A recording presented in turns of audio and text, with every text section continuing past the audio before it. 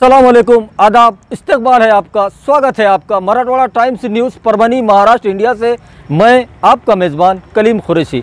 आइए नाजरीन, डालते हैं आज की सबसे अहम और ब्रेकिंग न्यूज़ पर नज़र। नाजरीन, कल 22 जुलाई को सुबह 9 बजे से शाम 5 बजे तक कर्फ्यू में पूरी तरह से ढील रहेगी। तमाम दुकानें, तमाम कारोबार चालू रहेंगे, लेकिन सोशल डिस्टेंस का पालन करना ज़रूरी यहाँ पर बताया जा रहा है। और कल जो ढील दी गई है कर्फ्यू में, सुबह 9 बजे से शाम 5 बजे तक, इसके दरमियान में अपने तमाम ज़रूरी काम कर ले, उसके बाद कोई भी अपने घरों से बाहर ना निकले। वही कल 22 जुलाई को वही कारोबार, वही दुकानें खुले रहेंगी जिनको पहले खुला रहने का आदेश था, और वो कारोबार बंद रहेंगे जिनको पहले बंद रहने का आदेश था, जिसमें होटल, पान शॉप, इनके बारे में कोई भी नया आदेश नहीं आया। इसलिए कल 22 जुलाई को भी तमाम होटल, पान शॉप बंद रहेंगे, और मंदिर, मस्जिद, गिरजा, गुरुद्वारे, इनके बारे में जो पहले आदेश था वही आदेश है, उसमें कोई नया आदेश नहीं आया। इसलिए वहाँ पर भी मंदिर, मस्जिद, गिरजा, गुरुद्वारे में जैसे पहले पूजा प्रार्थना होती थी, इबादतें होती थी, वैसे ही कल भी होंगी। वहीं पर कल 22 जुलाई को पूरे परभनी डिस्ट्रिक्ट के अंदर सिर्फ एक तालुके को छोड़कर बाकी पूरे परभनी डिस्ट्रिक्ट में कर्फ्यू में छूट दी गई है,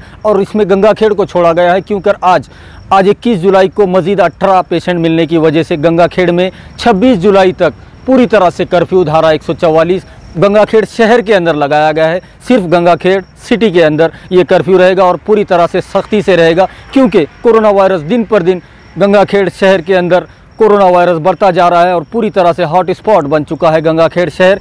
आज 21 जुलाई 5 बजे से 26 जुलाई रात 12 बजे तक गंगाखेड़ शहर के अंदर पूरी तरह से संचारबंदी, कर्फ्यू लगाया गया है। ऐसा आदेश परभनी के जिला कलेक्टर दीपक मुंगड़ीकर साहब ने अपने आदेश में बताया है। आइए नाजरीन, डालते हैं आज की दूसरी सबसे अहम खबर पर नज़र। दूसरी जो सबसे अहम खबर है वो परभनी सिविल हॉस्पिटल से है, जो रोज़ाना मेडिकल बुलेटिन जो प्रेस नोट निकलती है, तो आज भी 21 जुलाई को परभनी सिविल हॉस्पिटल के CS डॉक्टर बाला साहब नागरगोजे, इनकी जानिब से आज की प्रेस नोट में बताया गया है कि जब से कोरोना वायरस परभनी के अंदर दाखिल हुआ है, तब से लेकर आज 21 जुलाई तक 4164 लोगों के स्वैब के नमूने लिए गए, और उनमें से 3514 लोग पूरी तरह से निगेटिव आए हैं। जो 4164 लोग जिनके स्वैब के नमूने लिए गए थे, उनमें से 3514 लोग ऐसे पाए गए जिनमें कोरोना वायरस के कोई लक्षण, कोई भी सिम्टम्स नहीं पाए गए।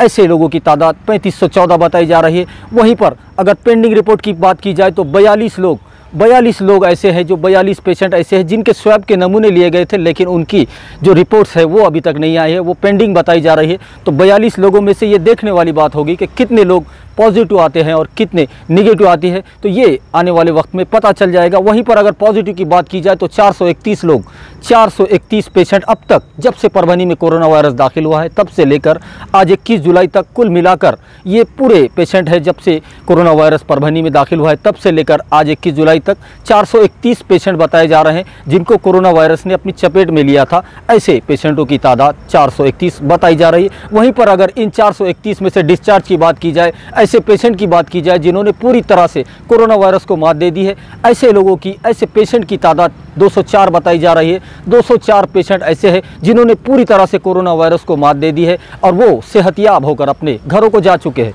वहीं पर अगर मरने वालों की बात की जाए तो कल तक 14 पेशेंट कोरोना वायरस के चलते उनका देहांत हुआ था, उनका इंतकाल हुआ था। ऐसे लोगों की तादाद 13 थी कल तक। आज मजीद एक पेशेंट का इजाफा हुआ है, जो ग्रामीण परभनी तालुके का बताया जा रहा है, 25 साल का नौजवान बताया जा रहा है, उसकी मौत कोरोना वायरस के चलते हुई है। तो कुल मिलाकर 14 पेशेंट आज परभनी डिस्ट्रिक्ट में, पूरे परभनी डिस्ट्रिक्ट में 14 पेशेंट बताए जा रहे हैं जिनकी मौत कोरोना वायरस के चलते हुई है। वहीं पर अगर ज़ेर इलाज की बात की जाए तो आज भी कोविड हॉस्पिटल जो ITIA के अंदर है परभनी में, उसमें आज भी यहाँ पर कुल मिलाकर 213 पेशेंट आज भी इलाज ले रहे हैं। 213 पेशेंट ऐसे हैं जो कोरोना वायरस से अपनी जंग लड़ रहे हैं और वो कोविड हॉस्पिटल परभनी के अंदर इलाज ले रहे हैं। ऐसे पेशेंट की तादाद 213 बताई जा रही है। तो ये तफसीली मालूमात थी जो कोविड-19 के बारे में रोज़ाना जो हम आपको देते हैं।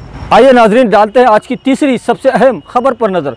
तीसरी जो सबसे अहम खबर है वो जो पिछले 12 दिनों से परभनी के अंदर कर्फ्यू चल रहा था और उसमें मज़ीद 20 तारीख से जो छूट दी गई, तो कल 21 और आज ये 2 दिनों में जो कर्फ्यू में ढील थी, उसके दौरान मार्केट के अंदर जो लोगों का रश जमा हो रहा था, काफ़ी ज़्यादा भीड़ हो रही थी, उसको देखते हुए परभनी पुलिस काफ़ी मुस्तैद नज़र आ रही है और बंदोबस्त को काफ़ी बढ़ा लिया गया है। तो हमने आज जो सर्वे किया है नानालपेट पुलिस स्टेशन के हद में, तो काफ़ी मुस्तैदी यहाँ पर पुलिस दिखा रही है। और जैसे ही 5 बजे कर्फ्यू का टाइम ख़त्म हो जाता है, जिसमें ढील का टाइम ख़त्म हो जाता है और 5 बजे से कर्फ्यू नाफिज हो जाता है, जो रात का कर्फ्यू लगाया गया है, उस दौरान में यहाँ पर परभनी पुलिस काफ़ी मुस्तैद नज़र आ रही है और एक एक गाड़ियों की चेकिंग यहाँ पर की जा रही है। और किसी भी मेडिकल इमरजेंसी के बगैर अगर कोई बाहर घूमता है तो ऐसे लोगों पर धारा 188 के तहत कार्रवाई की जा रही है, उन पर जुर्माना लगाया जा रहा है। तो यहाँ पर जनता से अपील की जा रही है परभनी पुलिस की जानिब से, ज़िला प्रशासन की जानिब से, कि बहुत ज़्यादा मेडिकल इमरजेंसी हो तभी अपने घरों से बाहर निकले। जो कर्फ्यू की ढील के बाद जो टाइम है 5 बजे के बाद, उसके बाद कोई भी घर से बाहर ना निकले, अपने घरों में रहें, सुरक्षित रहे, ऐसी अपील यहाँ परभनी पुलिस की जानिब से की जा रही है। और नानालपेट पुलिस स्टेशन की जो हद है उसके अंदर भी यहाँ पर की जा रही है। जो पीआई है नानालपेट पुलिस स्टेशन के कुंदन कुमार वाघमारे, इनकी जानिब से पिछले 12 दिनों से कर्फ्यू खत्म होने के बाद कल से जो कर्फ्यू में ढील दी गई है, उसके बाद आज दूसरा दिन है और लोगों का एक यहाँ पर हुजूम जो मार्केट में निकल कर आ रहा है, उसको रोकने के लिए पुलिस प्रशासन, परभनी पुलिस और ख़ास तौर पे नानालपेट पुलिस स्टेशन यहाँ पर काफ़ी सज्ज और मुस्तैद नज़र आ रहा है। आप देख सकते हैं अपना चौक है, ये अपना कॉर्नर चौक, यहाँ पर पुलिस बंदोबस्त लगाया गया है। और कर्फ्यू में जो ढील है सुबह 9 से शाम 5 बजे तक, उसके बाद में फिर शाम 5 से दूसरे दिन सुबह 7 बजे तक संचारबंदी रहेगी, कर्फ्यू रहेगा। तो उसको देखते हुए लोगों से ये अपील है कि लोग अपने घरों में रहे। जो 9 से 5 का टाइम दिया गया है उसके दरमियान में अपने काम कर ले, उसके बाद अपने घरों में रहे, वरना आप पर धारा 188 के तहत कार्रवाई हो सकती है। इसलिए आप अपने घरों में रहे। और जो पुलिस बंदोबस्त यहाँ पर है, हमारे साथ संतोष शामराव सानप सर है, जो सहायक पुलिस निरीक्षक है नानालपेट के, उनसे जानते हैं कैसा बंदोबस्त है यहाँ पर।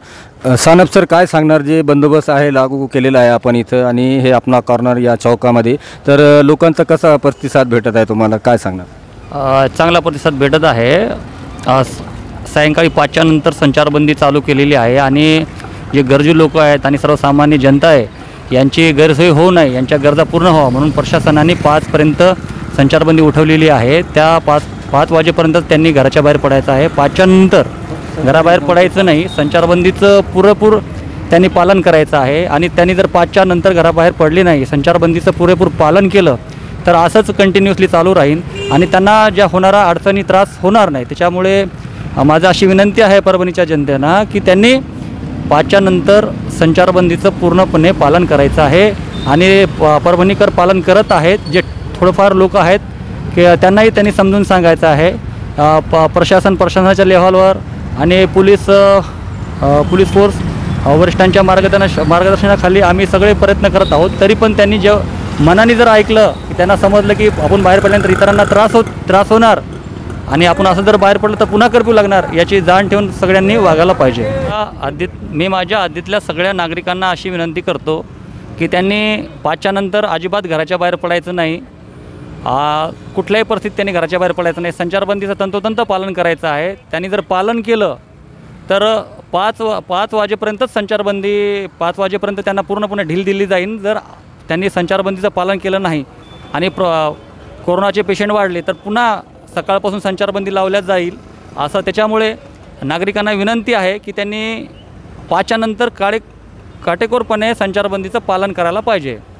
आणि पालन केलं तर हे आमच्यासाठी नाही, तुमच्या आरोग्यासाठी आहे, तुमच्या घरच्या कुटुंबासाठी आहे, तुमच्या सगळ्या गोष्टीसाठी आहे। तुम्ही पालन नाही केलं तुम्ही बिमार पडणार, तुम्ही पालन नाही केलं तुम्हाला पोलीसवाले अडवणार, तुम्हाला दंड होणार, तुमच्यावर गुन्हा दाखल होणार। तुम्हाला या त्रासातून वाचवण्यासाठी तुम्ही 5च्या नंतर घराच्या बाहेर पडायला नाही पाहिजे। तुमच्या चांगल्यासाठी तुम्ही घरामध्येच थांबायला पाहिजे आणि आम्हाला सहकार्य करायला पाहिजे।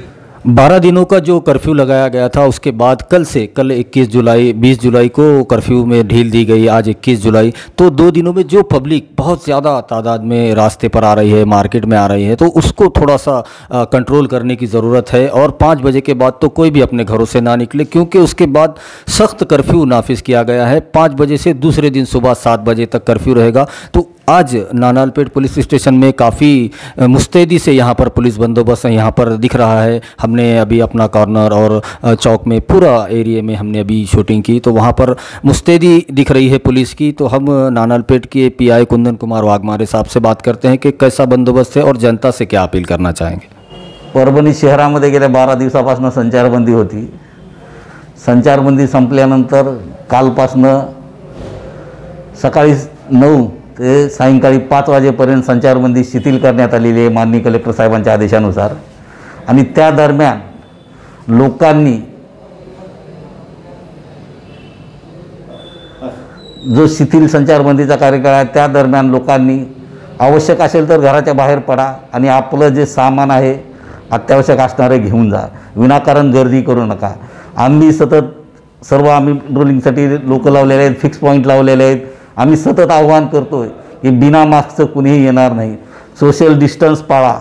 आम्ही वेळोवेळी आमच्या PS सिस्टीमवर लोकांना आव्हान करतो आहे आणि लोकांनी ज्या ह्या पिरियडमध्ये आहे ते आपण स्वतः काळजी घ्यावी, आपल्या कुटुंबाची काळजी घ्यावी। तर सध्याचं प्रमाण आहे परभणीमध्ये फार वाढतं आहे, त्या दृष्टीनं लॉकडाऊन लावलेला होता आणि त्यासाठी हे सध्या प्रमाण जर कमी करायचं असेल, कोरोनाला जर आपल्याला हरवायचं असेल तर आपण आपल्या घरी सुरक्षित राहा, आपण आपली स्वतःची काळजी घ्या, कुटुंबाची काळजी घ्या, सर्व देशाची काळजी घ्या। आणि माननीय कलेक्टर साहेबांनी जे आदेश दिले त्याप्रमाणे सर्व व्यापारी वर्गांनी आपल्या दुकानात प्रत्येक जो गिराईक येतो त्याला आपण मास्क असल्याशिवाय एंट्री देणार नाहीत, तसेच सॅनिटायझरचा वापर करावा आणि प्रत्येकानं आपापली जर काळजी घेतली तर आपण नक्कीच कोरोनाला हरवलं यश येईल। आइए नाजरीन, डालते हैं आज की चौथी सबसे अहम खबर पर नज़र। चौथी जो सबसे अहम खबर है वो इंतकाल को लेकर है, देहांत को लेकर है। और परभनी की मशहूर व मारूफ शख्सियत इफ्तिखारुद्दीन सिद्दीकी उर्फ हन्नू भाई, जो साबिका कॉरपोरेटर है, रह चुके हैं परभनी महानगर पालिका के। 3 टर्म उन्होंने यहाँ पर लोगों की, जनता की सेवा की है। 3 बार वो कॉरपोरेटर रह चुके हैं परभनी महानगर पालिका के। मरहूम सज्जू लाला इनके काफ़ी करीबी दोस्त माने जाते थे और गवर्नमेंट कॉन्ट्रैक्टर भी वो रह चुके हैं। और हन्नू भाई के बारे में जो तफसीली मालूमात है वो इस तरीके से है कि हन्नू भाई ने अमीन कॉलोनी के अंदर उनका घर है और पूरी अमीन कॉलोनी को भी उन्होंने ही बसाया था। वहीं पर जो हन्नू भाई की जो पिछले 7 दिनों से उनकी तबीयत ख़राब चल रही थी और हार्ट की उनको शिकायत बताई जा रही थी और पिछले 7 दिनों से वो औरंगाबाद के MGM हॉस्पिटल में ज़ेरे इलाज थे। और आज 21 जुलाई को 4:30 बजे उन्होंने आखिरी सांस ली और कल 22 जुलाई को सुबह फजर में उनकी तदफीन की जाएगी। आज उनको औरंगाबाद से लाया जा रहा है और उनके पीछे उनका परिवार है, जिनमें 3 लड़के हैं और 1 लड़की शामिल है। हम भी दुआ करते हैं कि अल्लाह ताला उनके परिवार को सब्र अता करे। आइए नाजरीन, डालते हैं आज की 5वीं सबसे अहम खबर पर नज़र। 5वीं जो अहम खबर है वो सियासी लीडर को लेकर है और वो जो लोक प्रतिनिधि है उनको लेकर है, कोरोना वायरस को लेकर है। और कोरोना वायरस में परभनी में भी, कोरोना वायरस ने परभनी के अंदर भी राज्यसभा के खासदार और राष्ट्रवादी कांग्रेस की राष्ट्रीय महिला अध्यक्ष डॉक्टर फौजिया तहसीन खान को भी अपनी चपेट में लिया है, ऐसी पहली मालूमात हमें मिली है। और हमने जो उनसे फ़ोन पर बात की, डॉक्टर फौजिया तहसीन खान से, जो खासदार है राज्यसभा की, उनसे बात की तो उन्होंने बताया कि रैपिड एंटीजन किट के द्वारा जो उनका टेस्ट किया गया उसमें पहले टेस्ट में उनके ऐसे असरात बताए जा रहे हैं कि उनको सर्दी और ज़ुकाम की कुछ शिकायत बताई गई। उसको देखते हुए डॉक्टर फौजिया तहसीन खान ने ख़ुद को होम क्वारंटाइन कर लिया है और वो घर में ही अपना इलाज ले रही हैं। और उन्होंने हमसे बताया है कि उनकी तबीयत काफ़ी अच्छी है और फ़िक्र करने की कोई बात नहीं है, क्योंकि वो राष्ट्रीय अध्यक्षा है, पूरे देश में उनके चाहने वाले हैं। लोग उनके लिए आज दुआएं कर रहे हैं कि जल्द से जल्द डॉक्टर फौजिया तहसीन खान सेहतयाब हो और वापस लोगों की खिदमत के लिए वो हाजिर हो जाएं। वहीं हम अपने दर्शकों से ये गुजारिश करते हैं, ये अपील करते हैं, ये रिक्वेस्ट है आपसे कि आप हमारे चैनल मराठवाड़ा टाइम्स न्यूज़ को सब्सक्राइब ज़रूर करें, लाइक करें, शेयर करें और कमेंट ज़रूर करें, ताकि आपकी राय हमें मालूम हो सके।